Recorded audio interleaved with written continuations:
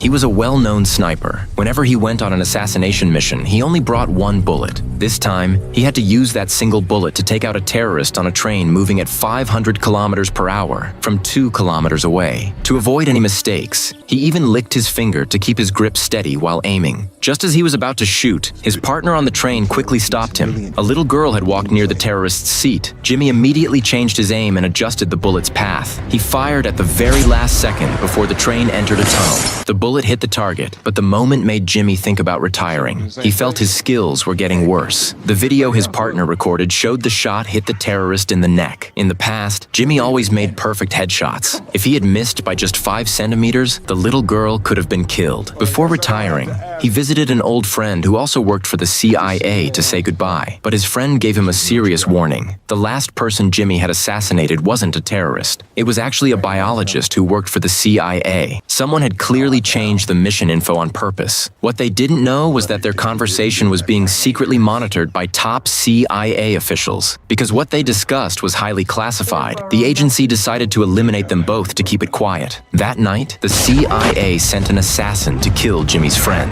and even his friend's wife was not spared. But killing Jimmy wasn't going to be simple. As one of the CIA's top assassins, he had strong skills in spotting when he was being followed. After noticing someone was tailing him, he fired a few shots to force the enemy to fire back and reveal themselves. He then dashed across the street, took cover behind a stone pillar, and pulled out his sniper rifle. The fight had begun, but just as he aimed at the enemy, he froze in shock. The assassin looked exactly like him, only about 20 years younger. While Jimmy was still trying to figure out what was going on, the enemy spotted him and fired. Luckily, Jimmy dodged in time. Not wanting to hurt this strange assassin, Jimmy jumped on his motorcycle and sped off, but the assassin followed on another motorcycle. Strangely, everything the assassin did, his riding and shooting style, was exactly like Jimmy's. It was as if he were a clone.